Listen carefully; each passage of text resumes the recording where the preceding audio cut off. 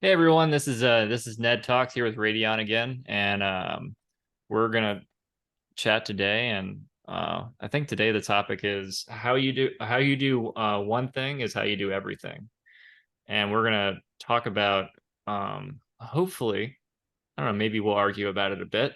We're gonna talk about how Mhm. frugality and your habits and your and how you shop for cars or houses or clothes or this and that kind of all ties together. Anything really?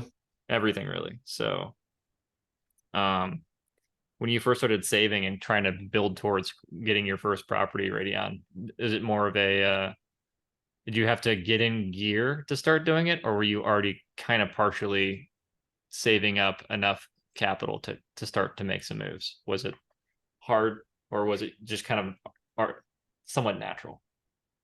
Well, I would say it was somewhat natural. I've always been conscious, about money.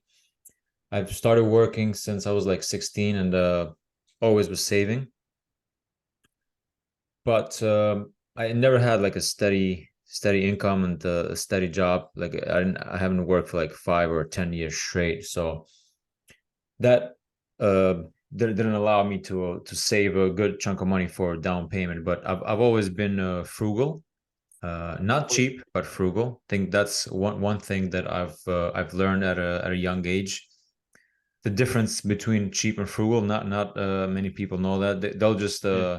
They'll just call you, oh, yeah, he's cheap, and they don't realize the difference between being cheap and frugal, which would be something like, for example, if you want to be cheap and you need transportation, right? You want to buy the cheapest, most gas efficient car that you can get. But if you're frugal, you're going to get the best value for the car. So this car that you're buying will maybe last you for 20 and 30 years, and you don't have to keep working on it each year or every few months or so. So learning the difference between cheap and frugal was a game changer for me. And then I also Do you had a think a big few. part of the difference is research and how much thought you put into when you buy stuff before you buy it? Definitely, yeah. I do a lot of research. So it could be the smallest thing. I try to find the best value for my money out there. So like, for example, these microphones that I got right here. Well, you can't really see them, but it's blurred. Just a microphone, which you suggested to me, by the way. I did shop on Amazon for some cheap mics, and there was $20, $30. There's plenty of mics out there, but I went for these, and they're not the most expensive. They were about 150 or something like that. Oh, they get a But lot more they're expensive. yeah, definitely.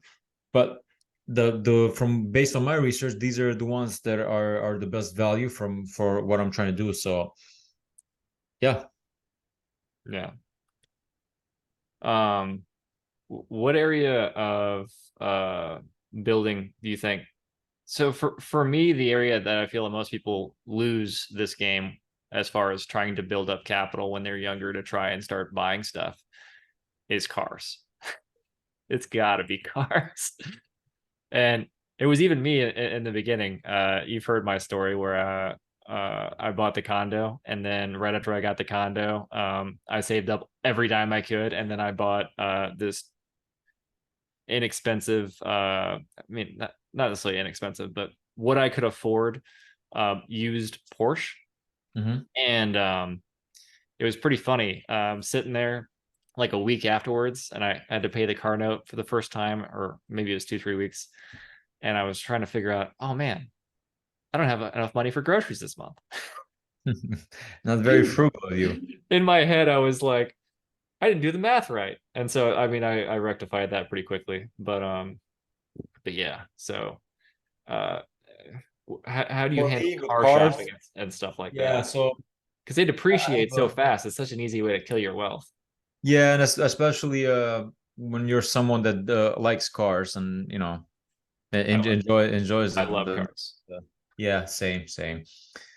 I wish I liked some cheaper cars. That would be better. But yeah, so my first car was actually 5 Series. It was a 2003 BMW. It's an Okay. E39. Yeah. Best car ever made, by the way, in case anyone wants to argue. Especially I had a the M5 550i. V39. What's that? I had a 550i. Oh, nice. What year? 2006. Okay.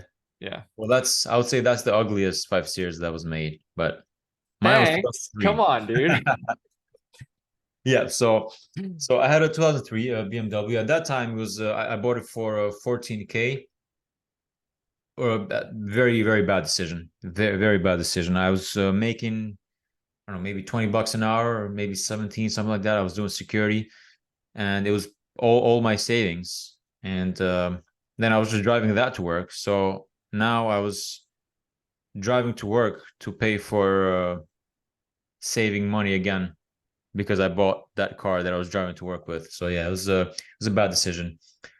And I do have also a good decision that I made, which I think is a good decision. Most people like if you ask, for example, let's say Dion or the lumberjack about what I'm going to tell you now, that my car buying decision that I made maybe like 6 months ago, they'll probably say that it was a bad decision.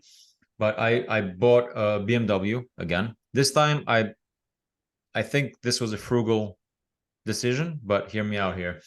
So it's an X5 2018, very low miles, about 17 to 18,000, which is almost new. And I got it for about 27K. Good thing is I paid all cash. Now, of course, this money could be put towards some down payments, right? Next property. But I just had a baby. We're making long trips to New York every month or every 2 months or so. So it's about a 4 hour trip. So I needed this car. I could have gotten a cheaper one, but needed a comfortable one. And then this car would last for a very long time. If I were to sell it today or tomorrow, it would sell for more than what I bought it for because it was an excellent deal. It was through a dealership. It was through a BMW dealership that someone had just renewed their lease with for a newer car, and they didn't want that anymore. So they were just selling it. Yeah, Nice. it was a lucky deal. Yeah. So I would consider that frugal because I hope to have this car 20 plus years if all goes well. Yeah. The way that I shop for this BMW is the way that I try to shop for pretty much everything in my life, right? I don't go for cheap. I go for value and reliability and having it for a lifetime if I can. Yeah. Yeah, I mean, I'm similar with the way that I shop for and it sounded a little ridiculous earlier when I said that the Porsche kind of made me broke, but the problem was not so what happened, my first car that I bought out of college, I think I saved up and for 27,000, I got a 2006 Z06. Hmm. And so I drove that for about a year.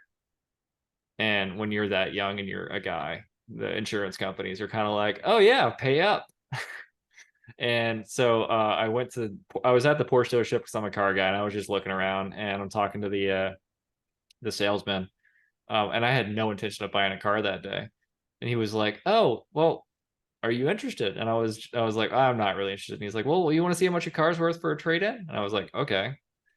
And they ran the numbers, and my car came back valued on the trade-in was like 35, 36,000. So obviously I bought well there, and then it was only Yep. going to be like 40, 42 for, so I ended up with like a couple hundred in debt.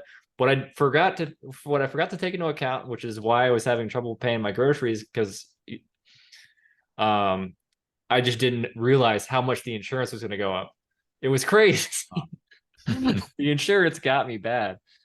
Uh, so that was my miscalculation there. But yeah, that was brutal, and that was actually right when I first started dating my wife. So I was trying to like impress her with like dating and going out and stuff.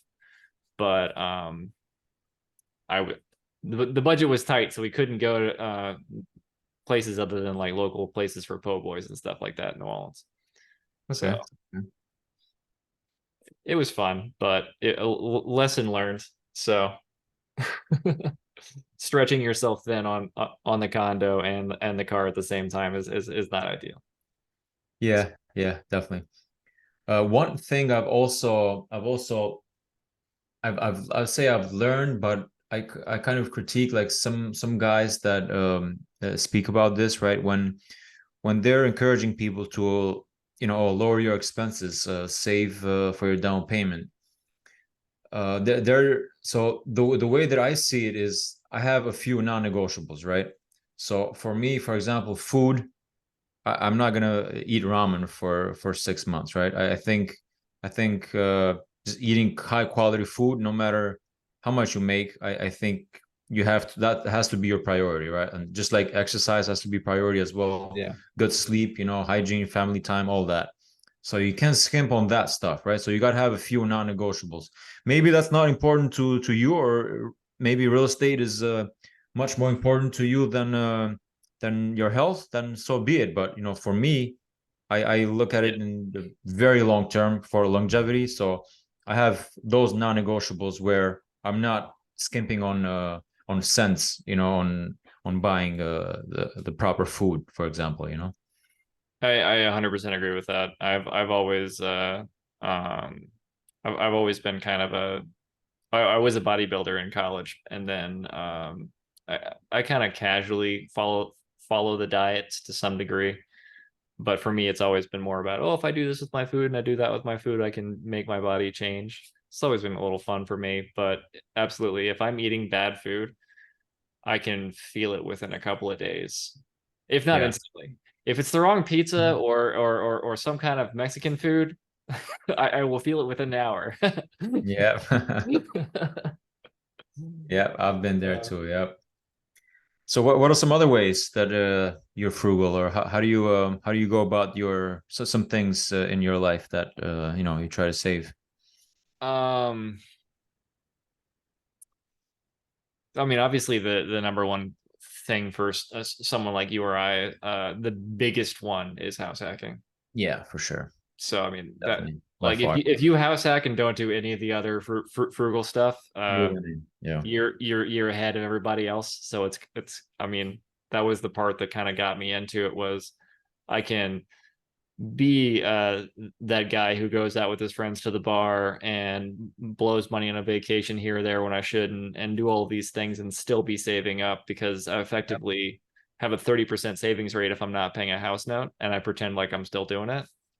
Yeah, it's our biggest expense, right? I think, well, Yeah. for most people, it's the biggest expense. So if you try to eliminate that, Yeah. then you're going to be ahead in your savings rate. That's for sure.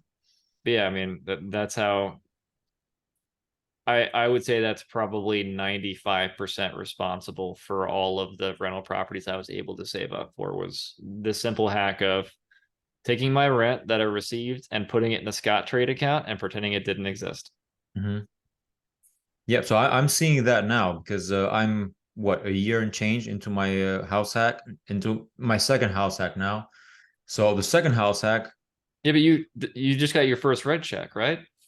yeah, I did. Yeah, I got So your three house payments hacking in didn't really arrears. start until like a month or two ago, like officially. Technically, yes, because I had bought my first house hack, where it was supposed to be a house hack, but along the way, I decided to do a complete gut rehab, so I never Yeah, had tenants. yeah, So I guess it wasn't a house hack. But this new property that I got, I think this is the most ideal house hack that someone can find, because one unit pays for the whole mortgage of the property and some change left over, and they yeah, pay all the utilities. So it's like I took my money from the bank, I put it into that house, and then that house is just there growing and producing, and I'm just yeah, here working on this other property. So power of the house hack, man, is a cheat code to wealth. I totally completely agree with that. yeah. I think Dion from Dion Talks Financial Freedom came up with Mhm. the whole cheat code to wealth thing. Yeah, yeah, definitely. Yeah, and I mean that's honestly the well, and it's so much less work than you think it's going to be. Yeah, I was just speaking with my wife today, and she was asking me, well, how many more properties do you think we're gonna have? And I told her, I don't know, maybe like at least four, because that's what Yeah. Zuber, or from one rental at a time, he says that once you get to four, it kind of changes, the income snowball kind of picks up. Yeah. And that's all. Yeah, so we got like four, and then these tenants that we just got now, we haven't got any calls so far. They're very nice. It's Yeah. just quiet over there, just completely quiet. The house is it's well maintained, so hopefully it goes like that. Yeah. There's not much that I'm doing now Yeah. except And signing a lease once a year, right? yeah.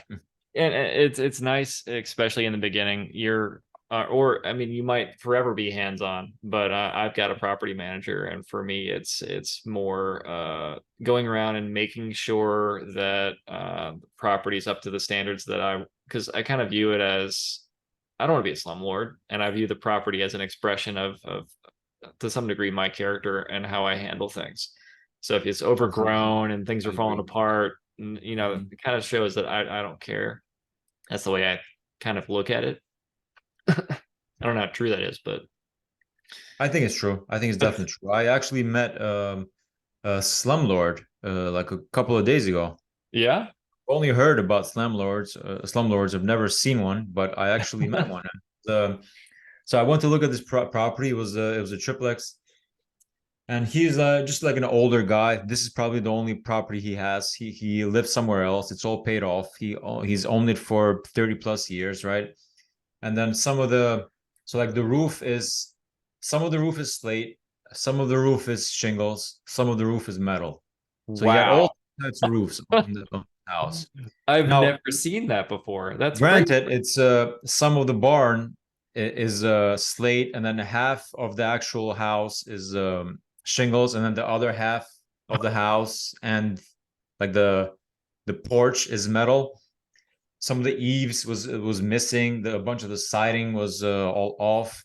One of the units was a drug house. Tell me you posted this on your Instagram or somewhere. Yeah, I should have. I mean, I had recorded this whole walkthrough, but my audio was off, so it's Uh, just there's no audio.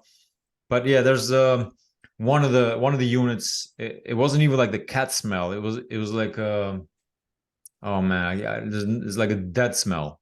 It's like they had dead bodies in there. It was horrible. It was horrible. Now, when I see properties like that, it gets me excited because I'm like, oh man, I could do this here. I could fix this. I can make this nice. I can get higher rents. But yeah, I was just saying that I've met my landlord, and I definitely don't want my slumlord the first time. I definitely don't want to be that. So yeah, yeah, that's my I I slumlord story. I mean, I think properties like that are gold mines, but most people run away from them. Yeah, yeah. I was telling that to my realtor because she's kind of new. I was telling her that's why this property has been in the market for 6 months, because people run away. But when I saw it, I was my eyes got wide, Yeah. and when he said that he owns it outright, then this is the ideal property to a seller finance as well. So Ooh, yeah, that's I haven't true. made an offer, but we'll see. I would, Let's see how it goes. yeah, I would strongly consider it. If you can get your Hmm. other two units rented, then you can cash flow your remodel to some degree. Yeah, yeah, absolutely. It's still in the market, so I'll have to really crunch the numbers there and see. See, that's one thing as a new investor, but I don't have down 100% yet, and I probably don't never gonna have it down 100%. But estimating rehab costs, I think Oh, it's the so hardest. hard. Even lumberjack landlord is probably not 100% on that, but he's pretty close. But that's He's what I want to get good he's basically got a contracting team running for him. But I mean, I go at. into deals and um I kind of get a couple of quotes and then I add 50% and then just I'll be honest, my first couple of deals where I knew I was gonna have stuff to do, I just kind of swung and I was like, all right, well, I'm gonna swing for the fence here and hope I have enough cash. And I always overestimated how much the rehabs are going to cost, but it is nerve wracking because you're like, well, if I can't finish this, it can't rent. And Yeah, I tried to yeah. be in a situation where even if I couldn't finish a unit, I had enough extra cash flow to where over however many months I would eventually have enough cash to where I could do it. Mhm. I never Yep. bought anything like, oh, okay, well, if I can't finish this rehab, I'm screwed. Don't do that. Ah, it's a bad idea. Uh, Yeah, yeah. yeah. So back to the frugal stuff, right? Yeah. Do you think there's any seasonality? Do you feel like, and what I mean by that is, do you feel like you're more intense when, like, kind of intermittently? Like you'll, like, for me, like I'm really intense until I get a property.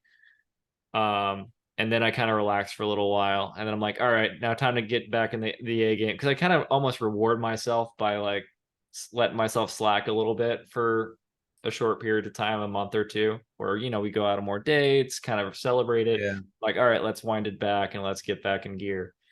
So for me, it feels seasonal, but I'm curious if that's something you can relate to. Yeah, yeah, it's definitely the same for me, especially with I would say experiences, meaning uh, going out to eat, like with my wife, with the family, going on vacations, meeting up with friends. I tend to do this maybe a little bit more often, or at least this is my way of rewarding myself, right? There's nothing else. Like I don't like material things. I don't buy things for myself, like, except uh, a nice X5, but that's a utility right there. So Yeah. I try to splurge in those things, and maybe help my parents with their house as well. Like I try to, not money wise but time wise, try to spend some time there. So I try to splurge with experiences mostly, So your and it's sport definitely seasonal. That's for So sure. your Yeah. splurging is cars, and it sounds like maybe like smaller, like family vacation type things. Yep. Yep. Absolutely. Okay. Yeah, for me, my smaller splurges, and this is my nerd showing. It's video games, and I really enjoy Magic cards. Oh yeah, you've told me about that. Yeah. Now, I don't know if you know, but I'm also a video game nerd. I just don't have any time to play, because if I go into this wormhole, then I it's hard for me to come out of that. So, Okay. What was your you game in know, college? What was your wormhole? uh, well, it's not one specific game, but I can give you a few, or I'll give you like a genre of what I like. So I like strategy games. Okay. So recently I've been playing a lot of Project Zomboid. Have you heard of that game? I have not heard of that. I'm writing this down. I know Project it's me in the video. Zomboid. I can watch it later. Yeah, this is just like a survival, zombie survival. It's Okay. a 2D isometric. There is Total War series. Okay. The last one I played was the Japanese one. Was it Samurai Total War or Shogun Yeah, Total so I War? haven't played Shogun. Japanese ones. I like mostly so my favorite one was Medieval 2. That Okay. was the one from back in the day. So I like city builders a lot. Do you know of some city builders like So like Sim City, and then like whatever that one is where they show people simulating trying to like stop tidal waves and all that weird stuff on YouTube recently. I can't remember what that one's called. yeah, I'm not sure of that, but yes, Sim City is one, or like City Skyline, or Okay. like Banished is another one. It's kind of like a medieval economy game type of thing, you know. Okay. These are very, very nerdy games, right? Like this is like my splurging. So This is my time I used to splurging. play World of Warcraft. Hmm. I've never played that, so So there is one thing that I'd like to point out. I think that video games to some degree are a hack for frugality because I would agree, but I would also yeah. say that certain video games are very educational, especially like the ones that I mentioned to you, the ones that I play, or for example, Civilization. Do you know Civilization? Oh yeah, it's very history based.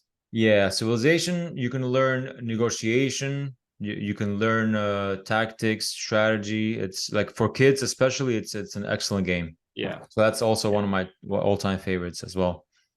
Yeah, I mean I think that at least when I was first getting started, I used video game because I found that when I went out with my friends, I would look at my wallet at the end of the night and go like, man, how did I spend $80? Yeah. But if that happens 3 or 4 times in a week, it adds up pretty rapidly, and then you're putting a really big dent in your savings if you're saving at all. Mm-hmm. Yeah. and that was it was less of an issue, honestly, when I started house hacking, and then I could kind of like, I guess, keep up with the Joneses, if you want to call it Mhm. that. Yeah. But then You're playing video games, you're not really yeah, buying games, right? So I don't know, man. Have yeah. you seen how Well, much some of those people spend on those app games? It's crazy. yeah, I've never bought an well, I've bought apps. I bought that picture this app where it identifies plants and shows you how to take care of them and stuff like that. I think my wife has that. Yeah, and I have that sky something app Oh, where where you you can see the constellations. yep, yep. So that's Yeah, about it. That's my extent of app paying. But when it comes to friends and going out and stuff like that, I try to be frugal in that way as well. And the way I do that is I have very few good friends. I don't have like a large network of friends, right? I have maybe like four or five like very like good friends, right? yeah, Close friends. yeah, And we don't just go out drinking all the time. So we just either go to each other's homes, just maybe do a little barbecue, have some wine. We can go work out. That's for some people that's not really a going out type of thing, but for us it is. Like we can go to the park and just do some calisthenics and just yeah, talk, hang out, right? We can go for a hike. So this is basically socializing and going out, but you're not really spending anything, right? And yeah. for most people, maybe it doesn't count as going out, but for me it is. So I mean, it's. I know a lot of people that can't wrap their heads around not spending and going and let's go to Mhm. this nice restaurant, let's go to this nice new bar, let's and all. So like Yeah, for the average person, yeah, right? When they say to their friend, "Let's go out," what do you think that entails? There's definitely drinking in there. probably drinking. Let's get. I mean, for some reason, I thought of me in college when it was what's that restaurant? Is it called Fridays or something like that? They had margaritas. I don't know. Mhm. But yeah, we would go because I went to college in Florida, so we'd go to the bar, we'd do like Mexican food, then we'd end up on the beach, probably with more Mhm. drinks, and then Yeah. that would snowball, and your whole day suddenly wasted, and you're $120 poorer, and you don't know what the hell happened. It's Yeah, just and you need like half a day to recover as well. oh yeah, yeah. So Yeah. So that's one way you can be frugal and smart in your relationships that way too. But there's also like smaller things like I use my bicycle a lot. Like I mean, yeah, I'm not on that team. yeah, you're not on that team, so maybe we well, I'm sure you would agree with that, but maybe you just Oh, it's just not your oh, thing. But absolutely. I yeah, mean, because that it's like there's like five positives there. It's oh, healthier. health, It's what, yeah. sometimes it's faster. It's better for the environment if you care about that. So biking is good, and I mean you're not going to travel city to city with a bike, but within your town and city, it's ideal. Yeah. There's this let me see. And while you're looking for that, and clothes as well. So I don't really buy that many clothes, but when I do buy, I I try to buy just quality stuff, just like we talked about before, right? Things that I can have for a long time. So, for example, let's see, what do I have? That's so I have this leather jacket that I bought, I would say maybe 10 years ago, maybe 15 years ago. And at the time it was like $500, which for me was a lot. But now I still have that. And it's real leather and it's a great jacket. I can still wear it. It Yeah. still looks awesome, you know? Yeah, if And you you've had were it 15 if you were years. cheap, you would not buy a $500 jacket. So that's the case in point. That's Yeah, yeah, exactly. so I was watching a video with Chris Williamson and Alex Hormozy. And I don't want to talk about them specifically, but he brought up this concept that really kind of got me thinking. It was called the region beta paradox, and I looked into it. And Have you heard of it? No, I have not. I'm searching it. So so the simplified way to think about it is, let's say if you were going to go a mile, you would walk, but if you're going to go 2 miles, you would drive. So Okay, I've heard of this before. Yep. so paradoxically, you would go 2 miles faster than one, right? Uh, So yep, yep. Okay, so makes the sense. idea being, okay, well, you could probably go 3 or 4 or maybe 5 miles faster than you went 1 mile. Mm-hmm. And so the obvious question from there is, okay, so You should always drive, well, right?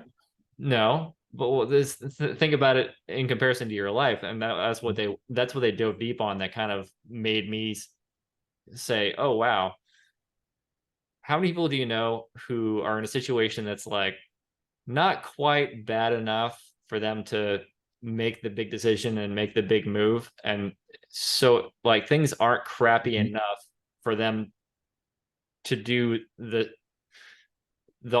you know to, to take the step to go for a bigger progress in their life, to try for the higher paying job. Oh well, I like my coworkers. Oh well, Mhm. like if their life, it's paradoxically like if things were worse, paradoxically they would be much better off in a shorter period of time. Yeah, so they're like in this like limbo state, right? Where Yeah, they're they're in a not limbo taking state action. where things Mhm. aren't bad enough for you to make a change. Okay. If you think about that, and Yeah. I Makes was sense. on I was on a car ride and listening to that, and I just turned the radio off and I sat there and thought about what in my life isn't bad enough for me to make a change, that I could make a change to If it make was a little bit worse, to right? make exponentially more progress than what I'm making right now. Hmm. I have to think about that And I think that's why people don't save and why people aren't frugal, because they're because they're in their just own comfortable comfort right enough. there. Yep. Because I mean, like, you're going to be at 3 or 4 properties in the next couple of years, Hmm. and you're already past the hard part. The hard part's the first one. Is the first one? I would say it's the second one because the second one makes you a quote unquote like investor, right?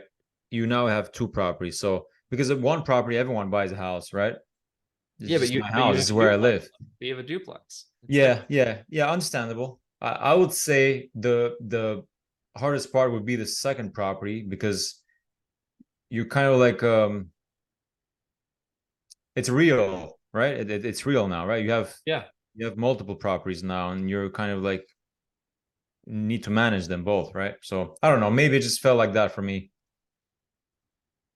Yeah, I mean, You have two mortgages, right? And you're a yeah. little bit more scared. But the thing is like I could see how you could take the paradox and you could make it unhealthy. So you could say, hey, I can live underneath my house and rent out both units. I'll just get a sleeping bag. I'll live in the dirt. Like you could do Possible. that. Yeah.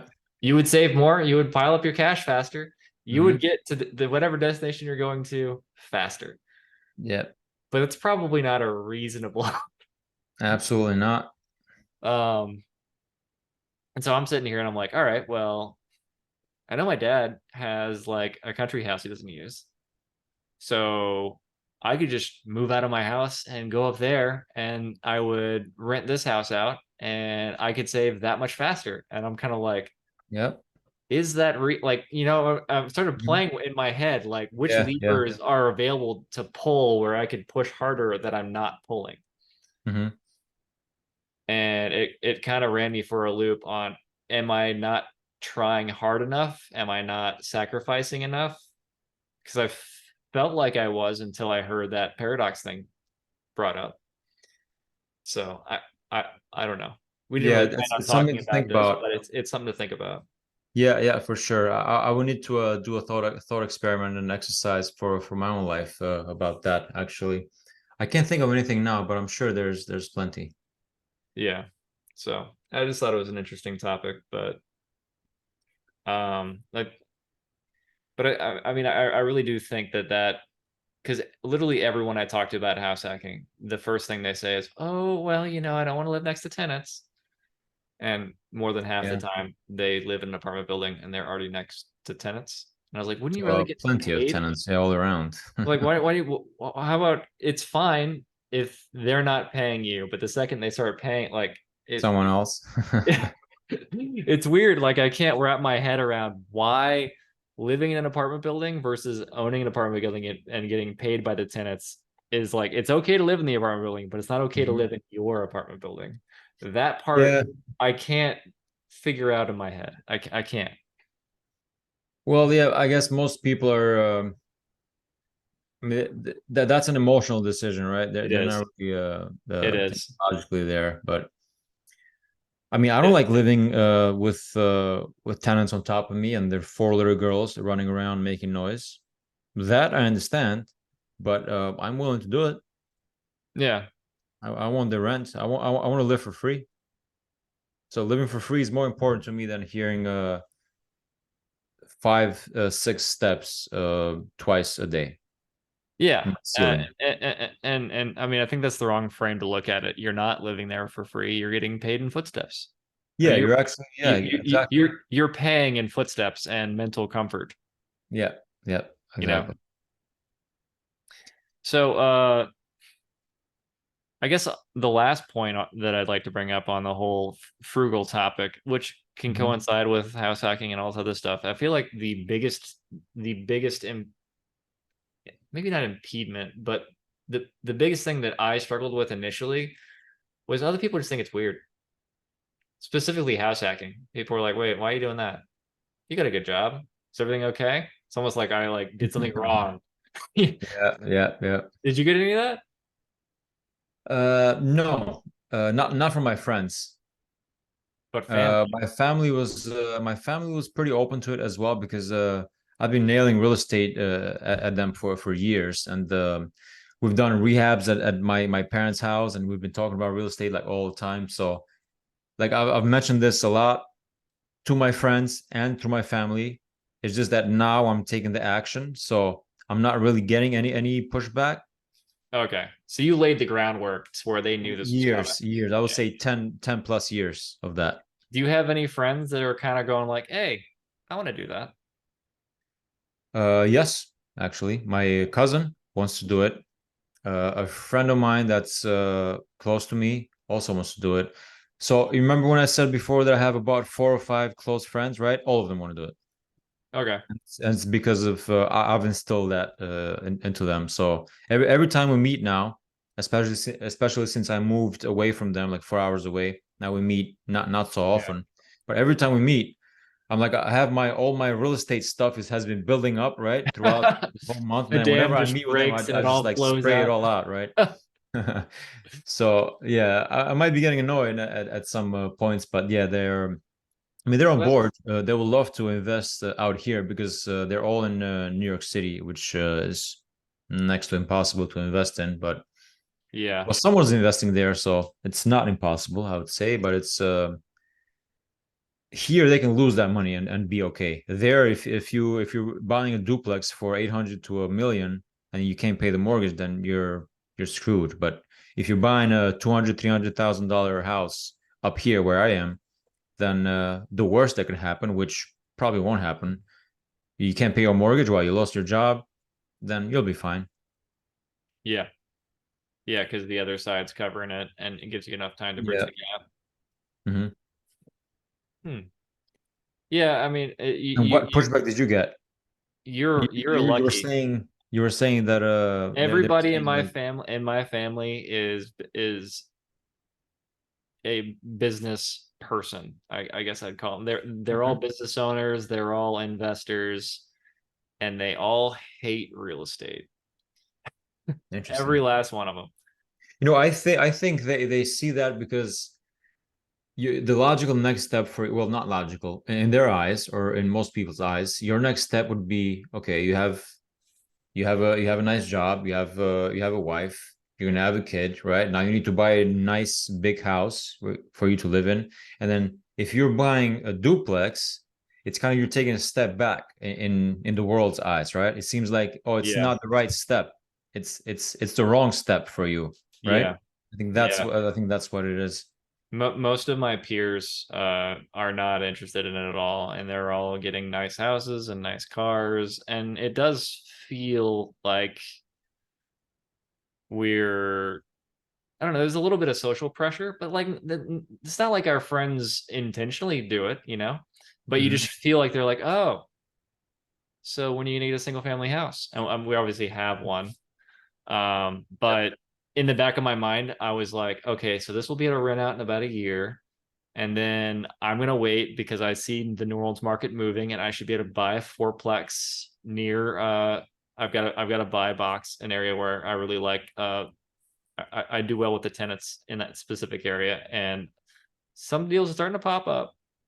But everyone knows I'm fully intend to move back into an apartment building, Hmm. and it's kind of funny because they they jokingly laugh at it, but then I'm sitting here and my number one concern, and maybe it's me just being naive, but I hate the idea that one day, not all that far away, I'll be okay. I'm gonna go on a vacation for 2 months because I Hmm. can, That's the time freedom. That's what I'm looking for, man. and then none of my other friends will be able to do it, Hmm. which sucks because I guess I'll have to find new friends, which isn't like the end of the world, obviously, but it just sucks in my head because it's like I wish I had a peer group that would make the sacrifices with me as I went, so that I don't know. I've always liked the idea of having a group of friends that just you stay Yeah, that's with that would through be your ideal through your your whole whole life, life. right? Yeah. Whereas it's Doesn't always work out that way, unfortunately. and it's not like I'm gonna be able to travel and then forget about them, but Mhm. it'll suck when I'm like, let's just say I'm in Greece and I'm sitting on an island. I'm like, man, this is great. I wish Yeah, wish those Brandon. guys were here. Yeah. I wish the guys were here, Hmm. and which I guess means I need to make enough money to where I can just get a jet and fly over. No, Well, you could just convince them to do real estate. I mean, that I'm trying to do that, and they're. I mean, they're. I would say they're interested, but that's about as far as it goes, right? They're not watching YouTube videos yeah, of the lumberjack speaking about what's the best toilet out there, right? Like they're not doing that, right? They're not 1.6 liters, and then what model is 1.6 it? 1.6 gallons per flush, right? Yeah, That Viper toilet. the Viper. That's what it was. Yeah. So Uh, like I'm watching videos like this daily, like 2 to 3 hours every day, right? And I still oh do it. yeah, I'm probably still gonna do it. And so they're only in the interested phase. Some of them, most one of them has a single family house. The rest of them are all in apartments. They have nice cars, Rolex. But there's another uh, high expensive watch, which I don't know the name of, which is like 16K that another one of my friends has. Breitling, I think. Panerai, Oh, I think it was Breitling. I think it was Hublot. Breitling. Yeah, Okay, it was Breitling. But yeah, and they're just living the normal what they're expected to a life, right? and that's fine. Which That's is fine. fine. I'm just saying it bums me out because in my head, like I'm gonna I've got Mm. my goal, which is like a beach Yep. somewhere sometimes, and in Mhm. my mind, my friends are on the beach with me, and Yep. then I'm like bummed because I'm making progress. They're seeing it, and then I've had some people go, "Oh, I like to do that, but it's too late." I'm like, "Dude, bro, you're That's not. 32 years old, man. What are you This is talking getting about?" They're started like, right now. Your life is just starting. and they're like, "Well, you started like 8 years ago, so you got lucky because of the pandemic and blah blah blah." And I'm like, so Mhm. Yeah. yeah, I don't know how to talk around that one, and I absolutely hate it when people say I got lucky because I did not. Yeah, I'm sure they're gonna say that about me, but that's why I'm making these YouTube videos where they see Yeah. me demoing my house and painting and Oh yeah. doing roofing and all this like for 2 hours after work and then weekends, so they can see all that and then they can still call me lucky. That's fine. Yeah. Yeah. All right, man. It does Well, take some work. Let's not forget that. I So, think that's the key. It takes work, and I think people want instant feedback, and this is not an instant feedback game. It's not like a mhm. stock where you buy it and boom, you're done, and you get a dividend next month or what, however that works. Yeah, yeah, yeah. Definitely needs some work. That's what we got to bring home. But the lesson here is what? Shop for value. Yeah, I think you and I had the habit of looking for value before this started, Mm-hmm. and I think it's a Yeah. muscle that you build up. And it seems like you agree that you kind of go and you start with the small things, and it builds and it builds, and as you shop for value, you're still retaining some of that cash that you earn. And I think the moment that you stop looking at the cash in your bank account as cash and you start thinking about it as capital, Mm-hmm. because that's the capital you're going to invest in your next deal, Yep. that's when that shift pops up. And a lot of these gurus online say this stuff that infuriates me, where it's like, oh man, don't save. I'm like, have you seen that stuff where they're talking about don't save money? That's not how you Yeah, get wealthy. and also they say Those guys drive don't me worry nuts. about the expenses, just increase your income, right? Yeah, and They say that too. Of it's both. It's both. course. Yeah. Yeah. But you start with the expenses because it's right there. You just do it today and that's it, Well, right? yeah, that's the easiest place to start. And then you can start making some moves. Maybe you spend a couple $100 here to buy like 15 books. So you can read them all instead of Hmm. spending 15,000 on some guru's course. Don't do Yeah, that. do that now. But yeah, so the lesson here, I would say, or what I got is when you're shopping for things, whether it's a jacket, a car, some microphone or something like that, you got to shop for value. And how you do one thing, right, is how you do Yeah. everything. How you So do that's one going thing to is how you do translate it. to your real estate as well. Yeah, and I You think know. it's a long-term game, because it those little habits build up, and Mhm. that's 100% it. It's a long-term game. Definitely. So if y'all got any value out of this, please like and subscribe. Go and subscribe to Radeon over at Landlord Odyssey. He deserves it. I think he's put out some good value. Oh, thank you, man. Appreciate it. He's got some great how-to videos on and some Landlording, day-to-day interest. landlording. Yeah, landlording. But you got some renovation stuff too. So you got. I don't have Yeah, any. there's a lot coming up. I'm gonna have some educational stuff as well. But yeah, it's a work in progress. All right. Well, see y'all next week. See you guys.